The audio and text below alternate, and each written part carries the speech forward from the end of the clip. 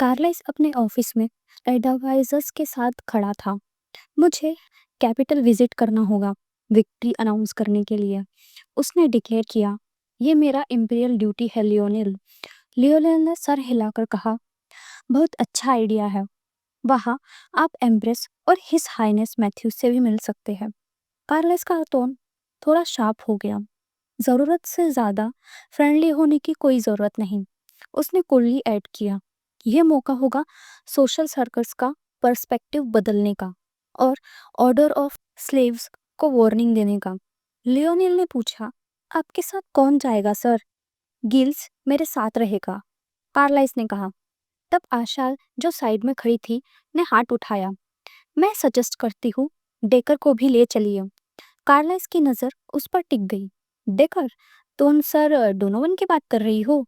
हाँ, आशा ने कंफर्म किया। वो मेरा राइट हैंड मैन है। पब्लिकली भी अच्छा इंप्रेशन पड़ेगा।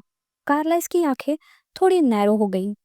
तुम सर डोनोवन पर बहुत ट्रस्ट करती हो, आशा ने एक छोटी सी मुस्कान के साथ कहा। वो मेरे लिए फैमिली जैसा है, बचपन से साथ रहा है। मैं उसकी रिस्पॉन्सिबिलिटी लेती हूँ कि वो कभी बेट्रे नहीं करेगा। कार्लाइस चुप हो गया। बचपन से? Of course. उसके दिल में एक कड़वा सा रियलाइजेशन आया, जो इंसान किसी से सच में प्यार करता है उसे कभी धोखा नहीं देता। लियोनेल बोला, मुझे भी लगता है सर डोनोवन को साथ ले जाना वाइस होगा। कार्लाइस ने काम टोन में कहा, आई नो। आशा ने हल्का सा स्माइल दिया और बोला, वैसे डेकर के अलावा भी कुछ वॉरियर्स है जो टैलेंटेड है और काफी गुड लुकिंग है, शायद उन्हें भी ले चलिए। कार्लाइस ने सोच में डूबते हुए कहा, अगर ऐसा किया तो एम्प्रेस पर और प्रेशर पड़ेगा। फिर उसने हाफ स्माइल के साथ आशा की तरफ देखा। मैं नोटिस कर रहा हूँ तुम्हें पॉलिटिकल सिचुएशंस काफी अच्छी तरह समझ आती है, आशा ने मॉडेस्टी से कहा। थैंक यू फॉर कॉम्प्लीमेंट, कार्लाइस ने उस पर उंगली दिखाते हुए टीजिंग टोन में कहा। थैंक यू कहने की जरूरत नहीं, अब से अपना दिमाग रोज यूज किया करो, चालाक लोमड़ी की तरह। आशा मुस्कुराई, मैं तो पहले ही आपका हाफ खजाना और सप्लाईज ले चुकी हूँ हिज हाइनेस।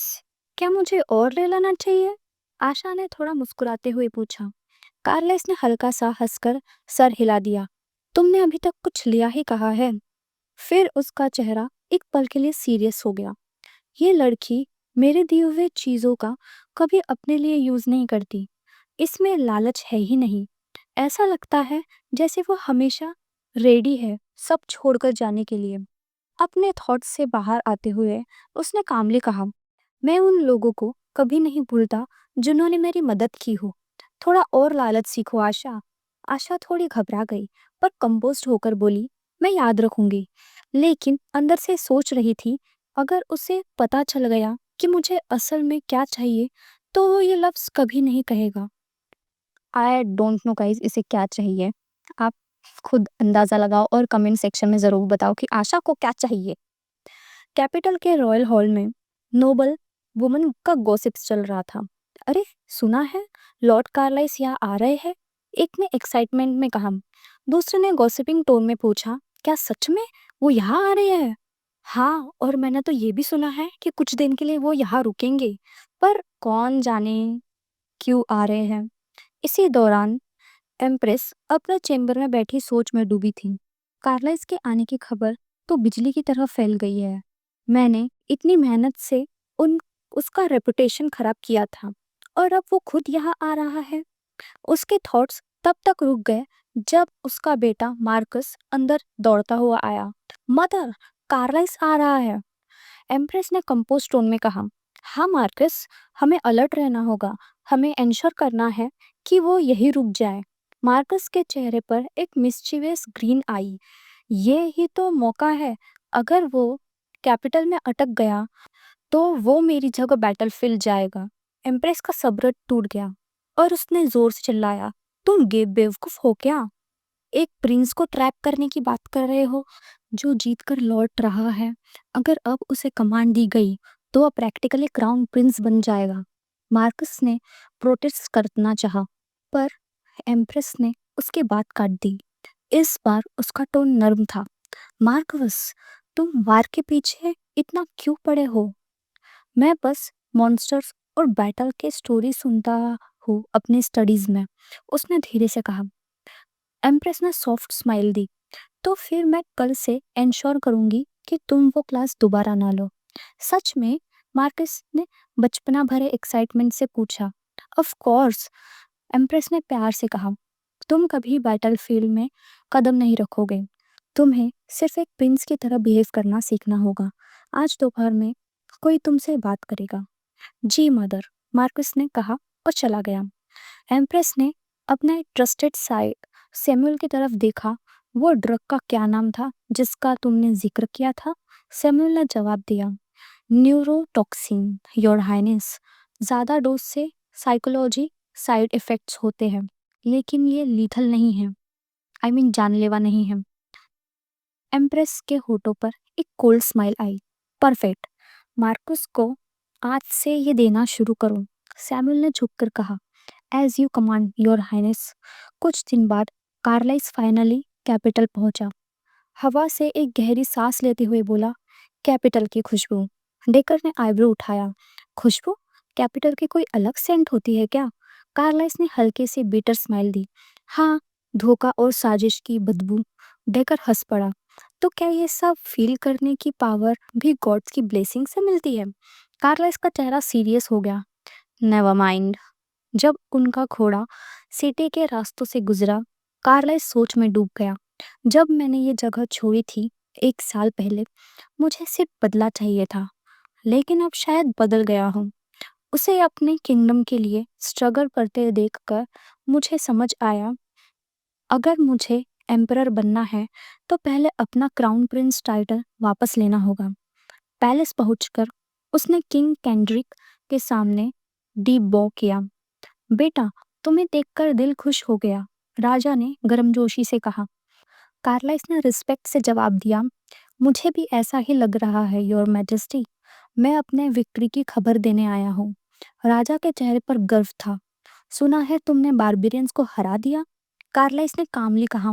हाँ योर मैजेस्टी, बॉर्डर सिक्योर कर दिया गया है और पूरा ट्राइब खत्म कर दिया गया है। बहुत अच्छा काम किया कार्लाइस, राजा ने प्रेस किया। कार्लाइस ने मॉडेस्ट टोन में कहा, मैं तो बस आपके आदेश का पालन कर रहा था। आपकी सोच और गाइडेंस ने मुझे सही रास्ता दिखाया। राजा जोर से हंस पड़ा। तुम अब मैच्योर लग रहे हो। सिर्फ 1 साल में इतना बदल गए? कार्लस ने हल्का सा स्माइल करते हुए कहा। हाँ योर मैजेस्टी, अब मुझे अपना रास्ता मिल गया है, एक सच्चे प्रिंस का, और ये सब आपके इंसाइट्स की वजह से है। राजा का चेहरा खिल गया। मुझे पता था तुम अपनी गलतियों का पछतावा करोगे, लेकिन सिर्फ 1 साल में ये तय नहीं होता कि तुम क्राउन प्रिंस बनने के लायक हो, राजा ने शांत पर कठोर आवाज में कहा। कार्लाइस ने रिस्पेक्ट से झुककर जवाब दिया, मुझे समझ है योर मैजेस्टी, अगले 2 सालों में मैं आप अपनी कीमत साबित करके दिखाऊंगा। राजा के चेहरे पर संतुष्टि थी। अच्छा, बताओ अपनी विजय के लिए क्या इनाम चाहते हो? कार्लाइस के होठों पर हल्की सी मुस्कान थी। मुझे शैंपेन की खुशबू याद आती है। अगर हम एक विक्ट्री बैंक्वेट रखें तो बहुत अच्छा होगा। साथ ही उन सोल्जर्स के प्रति भी सम्मान होगा जिन्होंने मेरे साथ लड़ाई लड़ी। ऑफ कोर्स, राजा ने खुशी से कहा। मैं तुरंत इसका इंतजाम करवाता हूँ। पर्दे के पीछे एम्प्रेस ने अपने हाथ कसकर बांधे। ये बदतमीज आदमी सबका ध्यान खुद पर खींच रहा है। कार्लाइस ने एक बार उसकी तरफ देखा और सोचा, जो मेंढक ज्यादा उछलता है वही सबसे पहले गिरता भी है। वो क्या प्लान बना रहा है कैपिटल वापस आकर? ग्रैंड विक्ट्री बैंक्वेट शुरू हो चुका था। महल हंसी, संगीत और ग्लासों के हल्की सी टकराहट से गूंज रहा था। हर तरफ चमक, मुस्कान और राजनीति का मिलन था। नोबल वुमेन्स के ग्रुप्स चुपके चुपके गॉसिप कर रहे थे, पंखों के बीच मुंह छुपाकर। उनमें से 2 औरतें बार बार डेकर की तरफ देख रही थी। उनकी नज़र कुछ ज्यादा ही देर तक रुकी। कार्लाइस ने उनके स्टेयर्स देखे और स्मर्क किया। धीरे से डेकर के पास झुककर बोला, नोटिस किया, खासकर वो शादीशुदा वाली? डेकर ने अनकंफर्टेबल होते हुए कहा, हाँ, और ये सब काफी अजीब लग रहा है। ऐसा लगता है जैसे वो अपनी जिंदगी से खुश नहीं हो। कार्लाइस हल्की सी हंसी के साथ बोला, तुम अब भी उतने ही मासूम हो। बस इतना याद रखना, उनके पीछे मत जाना, चाहे वो तुम्हें सबसे रेयर डेलिकेसी भी ऑफर करें। डेकर ने थोड़ा चिढ़ते हुए कहा, मैं बच्चा नहीं हूँ योर हाइनेस। उन औरत की हंसी और तेज हो गई। डेकर ने सर घुमा लिया और हल्की सी बड़बोली में कहा, ग्रेट। कार्लाइस ने उसके कंधे पर हाथ रखा, थोड़ा झेल लो, अपने लीडर के लिए ही सही। तभी गिल्स ने साइड से कमेंट किया, क्या बेकार सी मोहब्बत है ना? अपने लीडर के लिए कुछ भी कर लेते हैं। कार्लाइस ने मुस्कुराते हुए कहा, आशा परवेज। रात बढ़ती गई। कार्लाइस सेंट्रल हॉल में आया जब गिल्स ने बॉ करके कहा, योर हाइनेस, टाइम हो गया है। कार्लाइस ने सर हिलाकर कहा, चलो शुरू करते हैं। सबसे पहले काउंट डुप्लास आया। उसके चेहरे पर नकली चिंता थी। योर हाइनेस, आपको वापस देखकर दिल को सुकून मिला, उसने कहा। कार्लाइस ने पोलाइट टोन में कहा, काउंट डुप्लास, जब सुना कि आप इरिश ट्राइब से लड़ रहे हैं, मेरी नींद उड़ गई थी। आपकी फिक्र में रातों को सो नहीं सका। कार्लाइस ने भौहें उठाकर काम टोन में कहा, आपकी चिंता की जरूरत नहीं थी, लेकिन इरिश इस बार सच में ताकतवर थे। डुप्लास ने क्यूरियस टोन में पूछा, सुना है वो अलग तरह से तैयार थे? कार्लाइस की आंखों में एक तीखी चमक आई। बिल्कुल, उन्होंने कैटापल तक यूज किए। डुप्लस का चेहरा डार्क हो गया। कैटापल? इनग्राम ट्राइब अपनी मर्जी से वो नहीं बना सकते, कोई उनकी मदद कर रहा है। कार्लाइस ने थोड़ा झुककर हल्का सा स्माइल दिया। काउंट डुप्लास, दीवारों के भी कान होते हैं। डुप्लास ने तुरंत सर झुका लिया। Of course your highness. उसके बाद कार्लाइस अपने दिमाग में सोच रहा था, यदि मेरे डिवोर्स की अफवाह फैल गई तो हर नोबल अपनी बेटी का रिश्ता लेकर आ जाएगा। काउंट जूलियट और मेरा पुराना ट्यूटर तो भी अभी से अपना गेम खेल रहे हैं, लेकिन क्राउन प्रिंसेस का चुनाव मोहब्बत नहीं ताकत से होता है, और मैं अपने रास्ते में आशा जैसे डिस्ट्रैक्शंस अफोर्ड नहीं कर सकता। गिल्स की आवाज ने उसे रियलिटी में वापस खींच लिया। योर हाइनेस, सब ठीक है? कार्लाइस ने सीधा देखकर कहा, कुछ खास नहीं, लेकिन उसके दिमाग में अभी चल रहा था, इनविटेशंस जल्दी आने लगेंगे, पहले मिलिट्री पावर वाले पर फोकस कर लेता हूँ। पैलेस के एक शांत हिस्से में आशा चांदनी के नीचे खड़ी थी। उसने आसमान की तरफ देखा और धीरे से कहा, कितना खूबसूरत चांद है आज। सोचती हूँ क्या कैपिटल में भी ऐसा ही दिखता होगा। तभी एक आवाज आई, फिर से अकेली घूम रही हो? आशा थोड़ा घबरा गई। ओह, लियोनिल, तुम हो? लियोनिल ने साइन करके कहा, तुम और प्रिंस कार्लाइस दोनों ही ऐसे हो। ऐसा लगता है जैसे अगर एक पल भी आराम कर लिया तो दुनिया बिखर जाएगी। आशा हल्की सी हंसी, क्या तुम मेरे लिए वरिड हो? पहले तो तुम मुझे देखकर हमेशा थक कर सांस लेते थे, मुझे लगा तुम्हें मुझे पर भरोसा नहीं। लियोनिल ने धीरे से कहा, वो बहुत पहले की बात है, तब तुम और लॉर्ड कार्लाइस दोनों एक जैसे लगते थे। आशा ने क्यूरियस टोन में पूछा, एक जैसे कैसे? लियोनिल ने कुछ पल चुप रहकर कहा, दोनों के चेहरे पर एक ही एक्सप्रेशन होता है जब बैटलफील्ड से लौट कर आते हो, टूटे हुए लोगों जैसे, पर फिर भी समझदार, उदास, अकेला, जैसे हर वक्त खत्म हो जाओगे। आशा धीरे से मुस्कुराकर कहती है, शायद तुम सही हो, जब तक सांस चल रही है तब तक मैं प्रिवोस्ट की सुरक्षा करूंगी। लियोनिल ने बोहे सी कुल्ली, ये तो एक लीडर के लिए बहुत अच्छा है, उसने कहा, लेकिन तुम्हारी खुशी कहाँ है माय लेडी? आशा एक पल को चुप हो गई, जैसे उसने कभी सोचा ही ना हो। तुम्हें अपने लिए भी कुछ करना चाहिए, चाहे वो कितना भी बेकार या नामुमकिन क्यों ना हो, लियोनिल ने धीरे से कहा। बस तभी तो देवता सुनते हैं। उस रात आशा देर तक महल में घूमती रही। चांदनी बिल्कुल साफ थी। उसके पैरों की आहट मार्बल पर हल्की से गूंज रही थी जब उसने एक परिचित चेहरा देखा। लेडी डोरथी, इतनी रात का यहाँ? आशा ने पूछा, थोड़ी हैरान होकर। लेडी डोरथी ने कहा, मैं वो लाइब्रेरी ढूंढ रही थी, पर रास्ता भटक गई। आशा ने उसे गौर से देखा। उसके चेहरे पर एक अजनबी सी उदासी थी। चलो तुम्हें मैं दिखाती हूँ, उसने नरम आवाज में कहा। दोनों एक साथ चुपचाप रास्तों से गुजरे। महल के अंधेरे में सिर्फ मशालों की रोशनी थी। आशा के कदम शांत थे और डोरथी के मन में एक अजीब सी उलझन थी। ये रही लाइब्रेरी, आशा ने कहा। दरवाजे खोलते हुए कमरा छोटा था, पर हर शेल्फ धुली हुई, हर पुस्तक अपनी जगह पर थी। डोरथी के दिल से निकल गया, इतना साफ सुथरा और इतना सुकून। आशा मुस्कुराई। बुक्स कम है, पर हर किताब किसी ना किसी को रास्ता दिखाती है। पढ़ो, जितना चाहे पढ़ना है। डोरथी के चेहरे पर एक गर्म मुस्कान थी।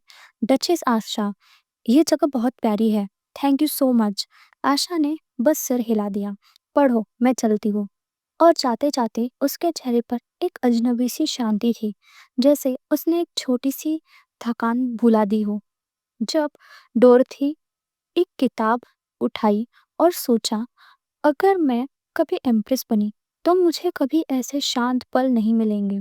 शायद मुझे प्रिवोस्ट ही पसंद है। मीनवाइल महल के दूसरे हिस्से में अफवाहें हवा की तरह चल रही थी। प्रिंस कार्लाइस लौट आए हैं। लोग कह रहे थे उनके जैसा एम्परर और कोई नहीं हो सकता। पर कार्लाइस के दिल में एक कड़वी मुस्कान थी। ये लोग अपने राय कपड़ों से भी ज्यादा तेज बदलते हैं। मुझे हर झूठ का सर पकड़कर खत्म करना होगा। थोड़े दिन बाद वो आर्कबिशप राशेल से मिलने गया। काफी वक्त बीत गया, आर्कबिशप, कार्लाइस ने कहा। उसकी आवाज में एक ठंडी सख्ती थी। भगवान आपको आशीर्वाद दे योर हाइनेस, राशेल ने झुककर कहा। कार्लाइस ने सीधा पूछा, कैपिटल के सब मंदिरों का जिम्मा अब आपके पास है? राशेल घबराया। नहीं योर हाइनेस, एक और आर्क बिशप है जो अभी टेम्पल में रुके हुए हैं। कार्लाइस की आंखें ठंडी पर तेज थी। मुझे ये कहने में संकोच नहीं, मेरे खिलाफ मंदिरों में जो अफवाहें फैला रही है उनका सूत्र मैं ढूंढ चुका हूँ। राशेल का चेहरा सफेद पड़ गया। योर हाइनेस, ये हाई चर्च से कभी, कार्लाइस ने बीच में काट दिया। नाटक मत कीजिए। गैब्रियल नॉक्स के साथ चर्च का संबंध क्या है? वो तो हमारे सबसे वफादार शिष्य है, राशेल ने बोला। वफादार? कार्लाइस ने ठंडी हंसी हंसी। ये सत्ता के भूखे।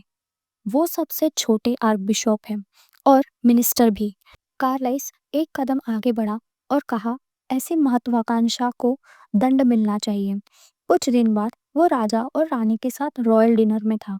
बहुत दिन बाद रॉयल टेबल पर खा रहा हूँ, कार्लाइस ने कहा, हल्की मुस्कान के साथ। राजा हंस पड़ा। जंगल की जड़ और घास खाकर पक गए होंगे, कार्लाइस ने मुस्कुराकर जवाब दिया। उनका मुकाबले ये भोजन तो देवताओं का प्रसाद लगता है। रानी ने हल्का सा हंसकर बोला, अच्छा किया कार्लाइस, लगता है अभी के लिए बॉर्डर की टेंशन थोड़ी कम हो गई है। थोड़ा टाइम के लिए वापस राजधानी आ जाओ, क्यों, है ना? कार्लाइस ने नाम में सिर हिलाया। अभी नहीं, प्रीवोस्ट अभी भी पूरी तरह से सिक्योर नहीं हुआ। हमने इनग्राम ट्राइब्स के पिछले हमले के साथ जिस किसी ने मदद की उसका अभी तक पता नहीं लगाया है। राजा का चेहरा घबरा सा गया। Ingram tribes? तुम कह रहे हो कि ये जंगी अकेले नहीं थे? जी, कार्लाइस ने ठंडा सा जवाब दिया। बैटल में कुछ अजीब हुआ था, पर इंफॉर्मेशन अकेले इकट्ठा करना मुश्किल था। मैं आपकी मदद चाहता हूँ इस मामले में पिताजी, कार्लाइस ने कहा। राजा एक पल के लिए हैरान हुआ, फिर मुस्कुराया। अच्छा, रात के खाने के बाद तुम्हारे कमरे में आऊंगा, बैठकर और बात करेंगे। कार्लाइस के चेहरे पर हल्का सा तसल्ली भरा मुस्कान आया। थैंक यू सो मच पिताजी।